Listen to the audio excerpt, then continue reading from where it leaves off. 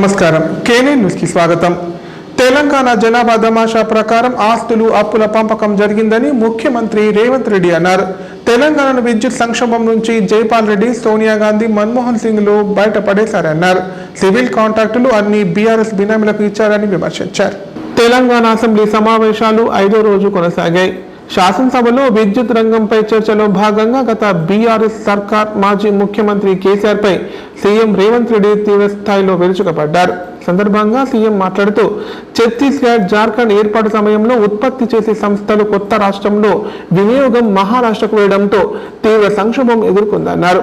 మాజీ సీఎం అసెంబ్లీలో కట్టె పట్టుకొని విద్యుత్ సంక్షోభం ఎదుర్కొంటుందని చెప్పారని గుర్తు చేశారు. జైపాల్ రెడ్డి ఉత్పత్తి ప్రతిపాదికన కాకుండా వినియోగం ప్రతిపాదికన విభజన జరగాలని, అలా అయితే తెలంగాణ ఇబ్బంది ఉండదని చెప్పారన్నారు. విభజన చట్టంలో బిల్లుల్లో లేని స్పీకింగ్ ఆర్డర్ జైపాల్ రెడ్డి విద్యుత్ కు సంబంధించి ఇప్పించడం జరిగిందన్నారు. జైపాల్ రెడ్డి కృషితో 53.64% తెలంగాణకు విద్యుత్ వాటా ఇప్పించారన్నారు. తాను తెలుగుదేశంలో ఉన్నప్పుడు వాస్తవాలు వివరించడం జరిగిందన్నారు. మార్షల్తో తనకు బయటకు పడేయించారని ఆనాటి విషయాలు గుర్తు చేశారు. 7,000 యూనిట్ల ఉత్పత్తి నుంచి 19,000 ఉత్పత్తి చేశామని సిగ్గు లేకుండా చెబుతున్నారన్నారు. ప్రైవేటు వ్యక్తులు ఏర్పాటు చేసే ప్రభుత్వానికి రూపాయి ఖర్చు లేకుండా ఏర్పాటు జరిగిందన్నారు. ప్రభుత్వం నుంచి ప్రభుత్వం ఒప్పందాలు జరిపితే కమిషన్లు ఎలా వస్తాయంటున్నారన్నారు. ఎక్కడ నొక్కారు, ఎక్కడ పొక్కారు అనేది తెలుసన్నారు. విద్యుత్ శాఖ అధికారుల సిబ్బంది పర్యవేక్షణలో ప్రాజెక్టుల నిర్మాణం జరుగుతుందన్నారు.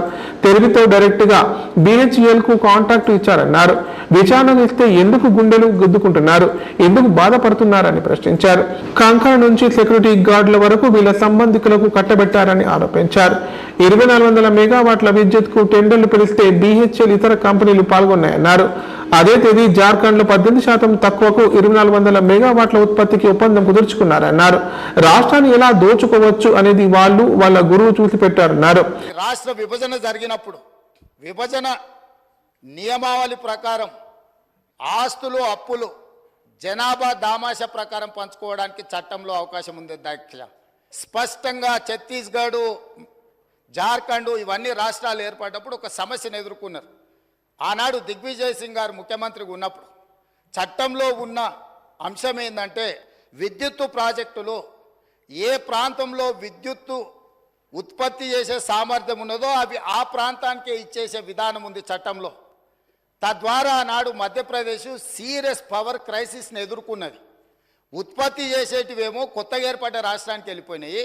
వినియోగం మొత్తం మధ్యప్రదేశ్లో ఉండడం వల్ల చాలా తీవ్రమైన విద్యుత్ సంక్షోభాన్ని ఎదుర్కొన్నది.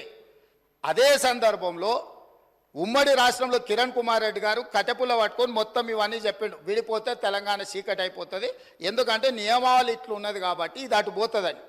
అప్పుడు తక్షణమే తెలంగాణ ప్రాంతం నుంచి పార్లమెంట్ సభ్యులు ఇక్కడనే ఉన్నారు, పొన్నం ప్రభాకర్ గారు, రాజగోపాల్ రెడ్డి గారు, అదేవిధంగా వివేక్ గారు, వీళ్ళందరూ కలిసి నిజంగానే ఈ విధానం వల్ల తెలంగాణకు నష్టం జరుగుతుంది, ఈ ఉత్పత్తి చేసే సామర్థ్యం అంతా ఆంధ్రప్రదేశ్లో ఎక్కువ ఉంది, తెలంగాణలో తక్కువ ఉంది, అందుకే తెలంగాణ ఉద్యమం వచ్చింది కాబట్టి ఈ విధానంతో ముందుకు వెళ్తే తెలంగాణకు నిజంగానే చీకటి రోజులు వస్తాయి, దీన్ని సరిదిద్దాలి అని చెప్పి వీళ్ళందరూ కలిసి ఆనాడు కేంద్ర మంత్రి జైపాల్ రెడ్డి గారి దగ్గర వెళ్ళి కూర్చున్నారు. అధ్యక్ష, జైపాల్ రెడ్డి గారు అప్పుడు అందరితో చర్చించి తెలంగాణలో విద్యుత్ రంగ నిపుణులతో మాట్లాడి ఏం చేస్తే బాగుంటుంది అని అంటే ఒక సవరణ తీసుకురావాలి.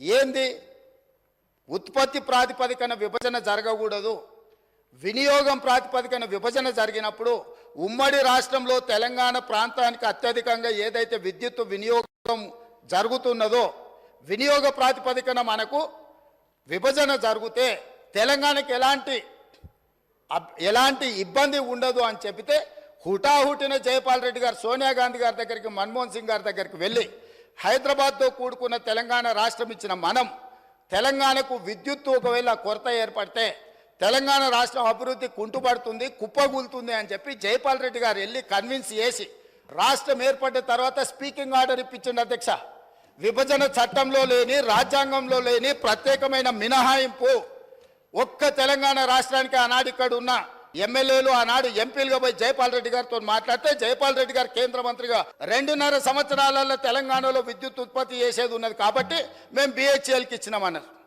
9 ఏళ్ళు అయింది అధ్యక్ష, టెండర్ ఇచ్చి 9 ఏళ్ళైనా ఇంతవరకు ఉత్పత్తి మొదలు కాలేదు. అధ్యక్ష, ఆనాడు 7 కోట్లకు పర్ మెగావాట్ విద్యుత్ ఉత్పత్తి చేస్తామని ఒప్పందం చేస్తే ఇవాళ 10 కోట్ల రూపాయలకు పెరిగింది అధ్యక్ష అంచనా.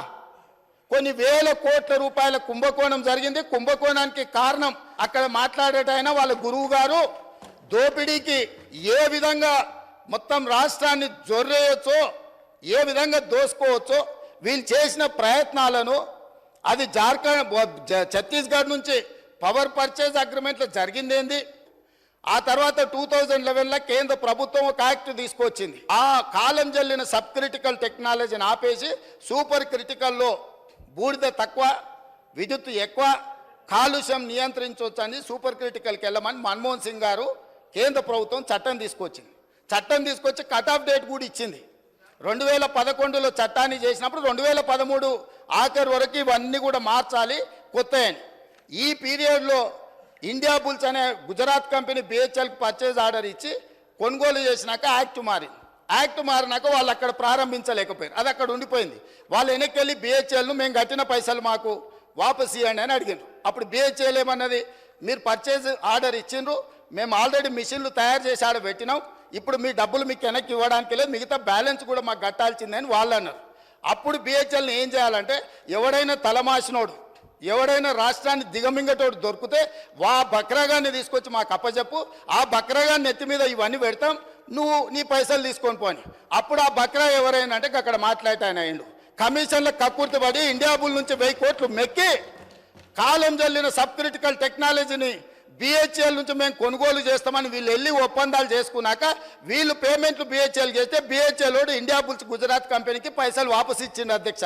అంటే ఇండియా బుల్స్కు వీళ్ళకు మధ్యలో జరిగిన ఒప్పందం, జరిగిన అవినీతి లావాదేవీలు, చీకటి వ్యాపారాలు, దాంట్లో భాగంగానే ఇండియా బుల్స్ కంపెనీని బెయిల్ అవుట్ చేయడానికి వీళ్ళు బిహెచ్ఎల్ దగ్గరకు పోయి కాలం జల్లిన టెక్నాలజీని నామినేషన్ బేసిస్ మీద కామారెడ్డి పట్టణంలో కొంతకాలంగా కుక్కలు, కోతుల బెడద ఎక్కువైంది. మున్సిపాలిటీ పరిధిలోని అన్ని ప్రాంతాలలో వానరాలు సరివారం చేస్తున్నాయి. కుక్కలు విచ్చలవిడిగా తిరుగుతూ అందరినీ కలుస్తున్నాయి. అధికారులు ఈ సమస్యలను పట్టించుకోకుండా నిర్లక్ష్యంగా వ్యవహరించడంతో వీటి వల్ల ఎదురయ్యే ఇబ్బందులు తారస్థాయికి చేరుకున్నాయి. కామారెడ్డి మున్సిపాలిటీ పరిధిలో కుక్కల బెడద రోజు రోజుకు ఎక్కువవుతుంది. కుక్కల పెరుగుదలకు తగ్గట్లుగా నియంత్రణ చర్యలు చేపట్టకపోవడంతో వాటి సంఖ్య విపరీతంగా పెరుగుతోంది. వేది కుక్కల నియంత్రణకు బల్దియా చర్యలు తీసుకున్నప్పటికీ కుక్కల దాడి నియంత్రణ మాత్రం తగ్గడం లేదు. రోజు ఎక్కడో ఒక చోట కుక్కల దాడి ఘటనలు వినిపిస్తూనే ఉన్నాయి. జిల్లా కేంద్రం శివార్లో కోతుల పునరావాస సంరక్షణ కేంద్రం ఏర్పాటు చేశారు.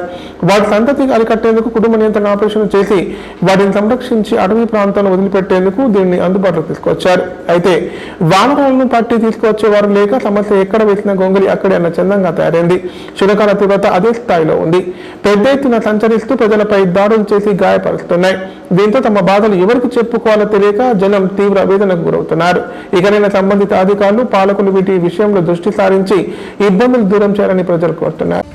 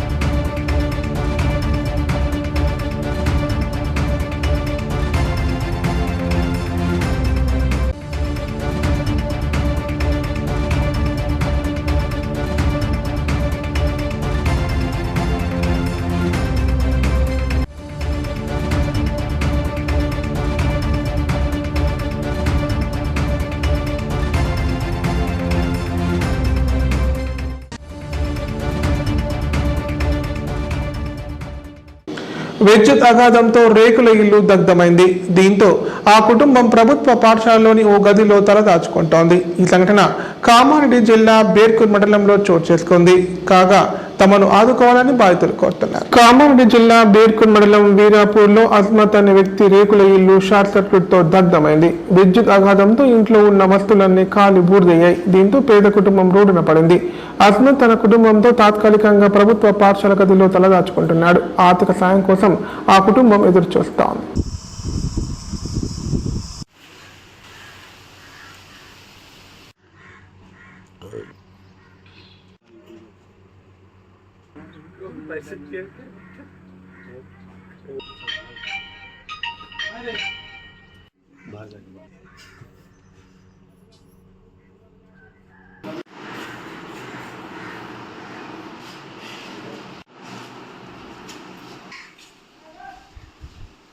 నుంచి ఇట్లా కరెంట్ షాక్ నుంచి షార్ట్ తగిలింది. షార్ట్ వల్ల మొత్తం ఇల్లు మొత్తం కాలిపోయింది. దానివల్ల బాగా ఇబ్బందిలో ఉన్నాము. బట్టలతో సహా ఏమి మొత్తం ఒక వస్తువు లేకుండా మొత్తం కాలిపోయింది. కష్టం చేస్తేనే తినాల్సింది. కష్టం లేకుంటే ఏం తినలేము. కాబట్టి చిన్న పిల్లలు ఉన్నారు. దానివల్ల ఇక కష్టం తీసుకుంటూ పోతే ఇట్లా అయిపోయింది. ఇక పెద్దవారు స్కూల్ సర్పంచ్ వాళ్ళకు అడిగితే స్కూల్లో ఉండండి మీరు అని చెప్పారు. పెద్ద మనుషులు పెద్ద ఊర్లు వాళ్ళు. మా భార్యకు పిల్ల అబ్బాయి బాబుకు బాగాలేకుండా హాస్పిటల్లో జాయిన్ చేసి తీసుకొచ్చాం. మషిన్ దాకంటే ఇట్లా ఇంట్లో అగ్గి మండుతున్నది షార్ట్ సర్క్యూట్లో. బట్ వచ్చిన దాకంటే మొత్తం అగ్గి మొత్తం అంటుకున్నాం మొత్తం దానికి. ఇక ఏం చేసామంటే ఇక కష్టం చేసి తినదాకా వెళ్ళదు. అట్లా గరీబ్ వాళ్ళము పరిస్థితి ఎట్లా వచ్చింది. బాగా ఇది అయింది.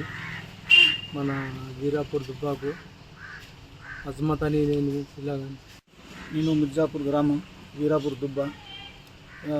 ఈ పిల్లవాడు చాలా అజ్మతు, చాలా గరీబ్. ఆయనకు కష్టం చేసిన దాకా ఇల్లు వెళ్ళది అయినది. ప్రస్తుతానికి వాళ్ళు హాస్పిటల్కి వెళ్ళాటుండే పిల్లల్ని చూపడానికి. వాళ్ళు హాస్పిటల్కి వెళ్తే వచ్చిందాక కరెంట్ షార్ట్ కలిగి వాళ్ళ ఇల్లు కొద్దిగా కాలిపోయింది, మొత్తం కాలిపోయింది. వాళ్ళ పరిస్థితి ఘోరం ఉంది. మన వీరాపూర్ దుబ్బకాడ మిర్జాపూర్ రూమ్ ఇచ్చారు వాళ్ళకు ఉండడానికి. ప్రస్తుతానికి గ్రామస్తులు వాళ్ళకు ఏం కూడా దిక్కు లేదు. వాళ్ళకు ఎంతో కొంత సహాయం చేయాలని కోరుతున్నాను. అయితే వాళ్ళకు కష్టం చేసిన దాకా ఇల్లు గడవది. అయినా ఏదో కూరగాయలు అమ్ముకుంటా ఏదో చేసుకుంటా ఏదో పని చేసుకుంటా బతకాటింపము అవి అన్నది. ఇల్లు పరిస్థితి ఘోరం ఉన్నది. వాళ్ళది ఏ కష్టం చేసిన దాకా ఇల్లు వెళ్ళది. దయచేసి ఏదో నాకు కొంత సహాయం చేయాలని కోరుకుంటున్నాను అందరికీ. వేది కుక్కల దాడిలో 5గురు తీవ్రంగా గాయపడ్డారు. ఈ సంఘటన కామారెడ్డి జిల్లా రాజంపేట మండల కేంద్రంలో చోటు చేసుకుంది. కాగా గాయపడిన వారిని చికిత్స నిమిత్తం కామారెడ్డి ప్రభుత్వ ఏరియాస్పత్రికి తరలించారు. రోడ్డుపై నడుచుకుంటూ వెళ్తున్న వారిపై వీధి కుక్కలు దాడి చేసి తీవ్రంగా గాయపరిచాయి. ఈ సంఘటన కామారెడ్డి జిల్లా రాజంపేట మండల కేంద్రంలో చోటు చేసుకుంది. మండల కేంద్రంలో పనుల నిమిత్తం రోడ్డుపై నడుచుకుంటూ వెళ్తున్న 5గురిపై వీధి కుక్కలు దాడి చేశాయి. దీంతో 5గురు తీవ్రంగా గాయపడ్డారు. గాయపడిన వారిని వెంటనే చికిత్స నిమిత్తం కామారెడ్డి ఏరియా ప్రభుత్వ ఆసుపత్రికి తరలించారు. రాజంపేట మండల కేంద్రంలో రోజు రోజుకు వీధి కుక్కల సంచారం ఎక్కువైందని గ్రామస్తులు తెలిపారు. వీధి కుక్కలు గ్రామాల్లో సంచరించకుండా చర్యలు తీసుకోవాలని కోరుతున్నారు.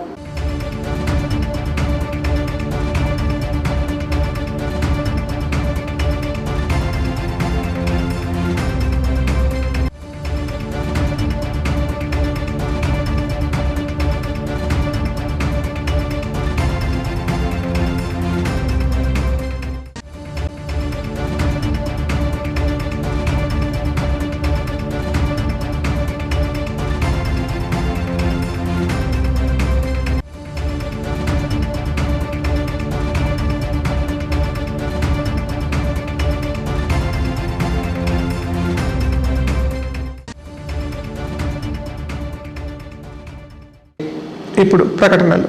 గ్యాస్ట్రిక్ మరియు లివర్ సమస్యలతో బాధపడుతున్న వారు ఇప్పటి నుండి హైదరాబాద్ గాని నిజామాబాద్ గాని వెళ్లవలసిన అవసరం లేదు.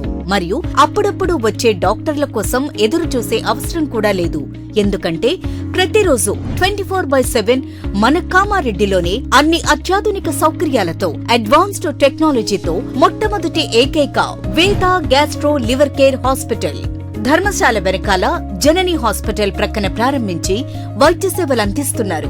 ఈ హాస్పిటల్లో హైదరాబాద్ కార్పొరేట్ హాస్పిటల్లో చేసేటటువంటి గ్యాస్ట్రో మరియు లివర్ కు సంబంధించిన అన్ని రకాల చికిత్సలు చేయబడును మరియు ప్రతిరోజు ఎండోస్కోపీ, కొలనోస్కోపీ ద్వారా పరీక్షించి సలహాలు మరియు చికిత్సలు చేయబడును. కడుపులో పుండు వంటి సమస్యలకు నాణ్యమైన చికిత్సలు అందించబడును. వేద gastro liver care hospital Dharamshala వెనకాల జనని హాస్పిటల్ ప్రక్కన కామారెడ్డి. Phone number 8006000330. ఉమ్మడి నిజామాబాద్ జిల్లా వ్యాప్తంగా బోనాల పండుగ ఘనంగా నిర్వహించారు. ఇందులో భాగంగా అందంగా అలంకరించిన బోనాలతో మహిళలు భారీగా తరలివచ్చి అమ్మవార్లకు నివేదించారు. అనంతరం ప్రత్యేక పూజలు చేసి అందరూ చల్లగా ఉండాలని అమ్మవారిని వేడుకున్నారు. ఆషాఢ మాసంలో అమ్మవార్లకు బోనాలు సమర్పించడం ఆనవాయితీగా వస్తోంది. అందులో భాగంగా ఉమ్మడి నిజామాబాద్ జిల్లా వ్యాప్తంగా అమ్మవార్లకు బోనాల పండుగ ఘనంగా నిర్వహించారు. బోనాలతో మహిళలు ఊరేగింపుగా తరలి వెళ్లి మైసమ్మ, పోచమ్మ తల్లికి సమర్పించి మొక్కులు చెల్లించుకున్నారు. ప్రతి ఇంటి నుంచి బోనాలు తీసి అమ్మవారికి నివేదించారు. ఈ సందర్భంగా వారు మాట్లాడారు. ప్రతి సంవత్సరం మాదిరిగానే ఈ సంవత్సరం కూడా అమ్మవారికి బోనాలు తీసి మొక్కులు చెల్లించుకున్నామన్నారు. ఈ సంవత్సరం కూడా అమ్మవారి ఆశీస్సులు అందరిపై చల్లగా ఉండాలని, శ్రీ సంపదలతో ప్రజలు సంతోషంగా ఉండాలని కోరుకున్నామని చెప్పారు.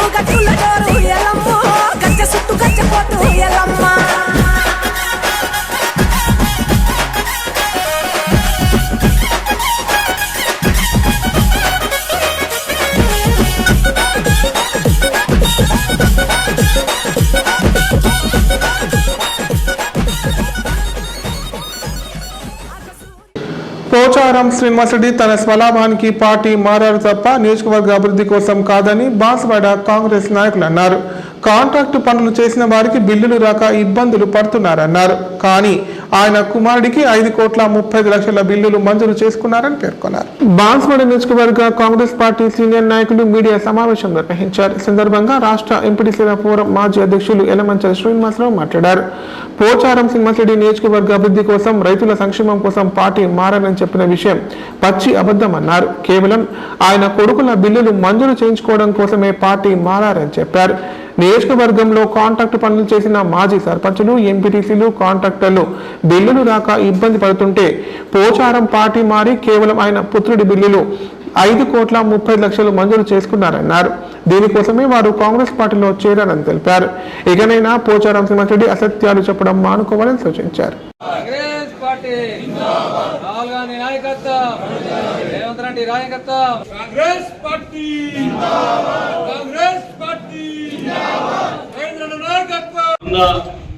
లబ్ధిదారులకు ఇండ్ల బిల్లు పంచే కార్యక్రమంలో కావాలి. నేను మీకోసం పార్టీ మారిన చెప్పారు శ్రీనివాస్ రెడ్డి గారు. మరి 4వ తారీఖు నాడు పొందినటువంటి 5,30,00,000 చెక్కు మీ కుమారుకు సంబంధించింది. మీరు రాజకీయ లబ్ధి కోసం కాంట్రాక్టుల చెల్లింపుల కోసం వచ్చింది కాదని మేము అడుగుతాం. వాస్తవాలు ఒక రకంగా ఉంటే మీరు మాట్లాడే పద్ధతి ఒక రకంగా, మీ వ్యవహారం ఒక రకంగా చేస్తూ మీరు గతంలో బీఆర్ఎస్ పార్టీలో, తెలుగుదేశం పార్టీలో మీకు నచ్చినట్టు వ్యవహరించడం, కానీ కాంగ్రెస్ పార్టీలో అటువంటి పద్ధతి నడవదు అని చెప్పేసి చెప్తాం. వార్తలు ఇంతటితో సమాప్తం. తిరిగి ప్రసారమయ్యే వార్తల్లో మళ్ళీ కలుద్దాం. అంతవరకు నమస్కారం. చూస్తూనే ఉండండి K9 ప్రతిక్షణం ప్రజాపక్షం.